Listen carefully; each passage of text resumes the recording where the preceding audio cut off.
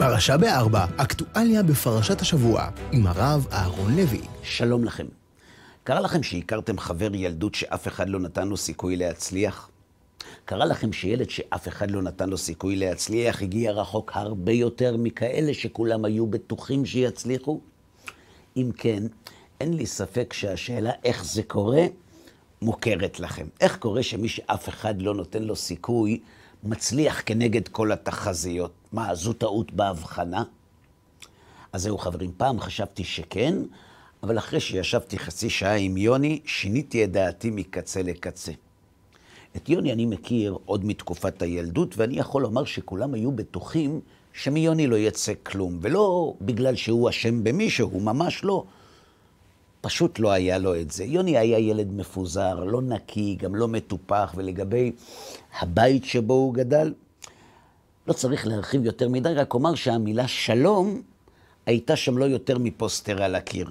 לכן, גם לא פלא שהאינטליגנציה הרגשית של יוני לא הייתה פגומה בכלל. למה לא? כי לא הייתה לו, וידוע שמה שאין לא יכול להתקלקל. אגב, גם המעמד החברתי של יוני לא היה משהו. תמיד הוא היה נדחף, אף פעם לא חיכו לו. תמיד רתנו כשהוא הגיע ושמחו כשהוא הלך. לכן לכולם היה ברור שיוני לא ישרוד את תקופת הלימודים. השאלה הייתה רק איזו.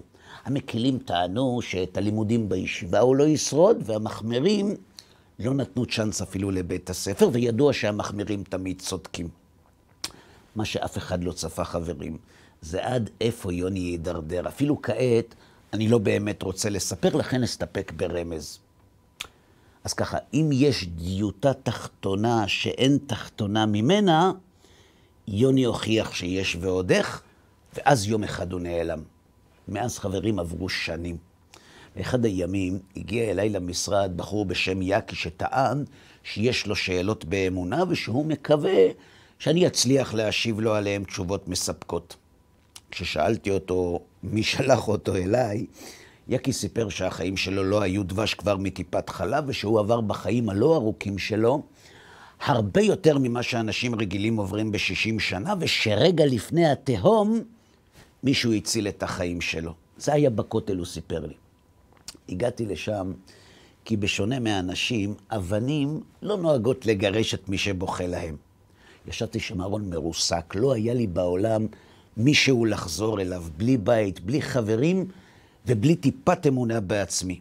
לא נעים לי לומר, ארון, אולי זה כפירה, אבל באותו זמן הרגשתי שאני חס ושלום תאונה של ההשגחה. ואז מישהו שאני לא מכיר התיישב על כיסא לידי ושתק. אני לא יודע להסביר לך את זה, אבל הרגשתי, ארון, שהוא מחכה שאני אדבר איתו. כשסיימתי לבכות, קמתי ללכת למרות שלא ידעתי לאן, ואז האיש הצעיר שישב לידי פנה אליי. תגיד, הוא אמר לי, אני יכול לעזור במשהו? אני ראיתי אותך בוכה ולי יש דוקטורט בבכי. תרצה לשתף אותי? אתה יודע, אהרון, ככה אמר לי יקי בכנות, אני לא אחד שנותן אמון באנשים. המחיר שהחיים גבו ממני על אמון שנתתי באנשים היה גבוה מדי, אבל הרגשתי שהאיש הצעיר הזה זה משהו אחר. הרגשתי שהוא מלאך. הוא סיפר שקוראים לו יוני, ושהוא ישמח לעזור, ומאז הכל השתנה. אגב, אהרון, אמר לי יקי, הוא מכיר אותך וביקש שאמסור לחדש. למחרת הייתי אצלו. קודם כל שמחתי שיוני חי, אבל למען האמת, מה שגרם לי להיפגש איתו הייתה בעיקר הסקרנות. שיוני יקדיש את החיים שלו לעזרה לנערים, זה מאוד הגיוני, לא מפתיע, אפילו מתבקש. אבל מאיפה הכישורים? הרי כולם הכירו את יוני. כשנפגשנו, יוני סיפר לי את מה שלא ידעתי, ואז הבנתי איפה טעיתי. אתה יודע מה גרם לי להידרדר, אהרון? מילים. מילים, לא מכות וגם לא חפצים שנזרקו עליי. מילים שברו אותי. היו תקופות שהיה לי המון זמן לחשוב, ואז שאלתי את עצמי, האם אני באמת לא שווה כמו שאני חושב? והכי חשוב, אהרון, שאלתי את עצמי, למה אני חושב שאני כזה? והמסקנה שהגעתי אליה לימדה אותי, שזה רק בגלל מילים שטפטפו לי כל החיים. זה התחיל בבית הספר כשהמורה האשים אותי בגניבה, כי אסור לומר שזה היה הבן של המנהל.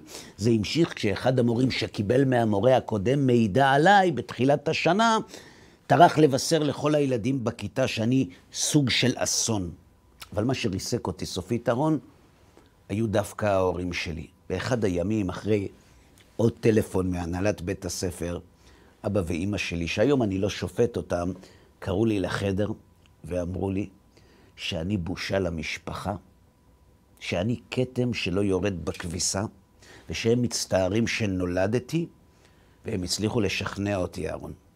ומי שעמד לתחתית, הדרך הייתה קצרה ומהירה. ואיך התגברת, שאלתי אותו, איך הצלחת להפוך מתאונה למציל חיים? הרי אתה יודע שאף אחד לא האמין שתצליח, אפילו לא אתה. אז איך בכל זאת הפכת לבן אדם שעל שמו רשומים כל כך הרבה נערים שחייבים לו את החיים שלהם? זה סיפור ארוך, אמר לי יוני, אבל אם תרצה את זה בקצר, התשובה שלי פשוטה. מילים, אהרון. מילים ריסקו ומילים בנו מחדש. אנחנו לא באמת יודעים, אהרון, אמר לי יוני, את הכוח שיש במילים שאנחנו מוציאים מהפה. אתה יכול לשמוע אין סוף שיעורים על חומרת לשון הרע, על איסור הלבנת פנים, אבל אם היינו יודעים, אהרון, באמת איזה כוח יש למילים, היינו חושבים טוב טוב לפני שאנחנו מוציאים מילה רעה. אבל מה שיותר חשוב, אהרון, וזו מילה של אחד שמבין במילים, אמר לי יוני, אם היינו יודעים איזה כוח יש למילים, לא היינו שותקים לרגע, היינו מסתובבים בעולם ומפזרים, אהרון, מילים טובות לכל מי שאפשר ובלי חשבון.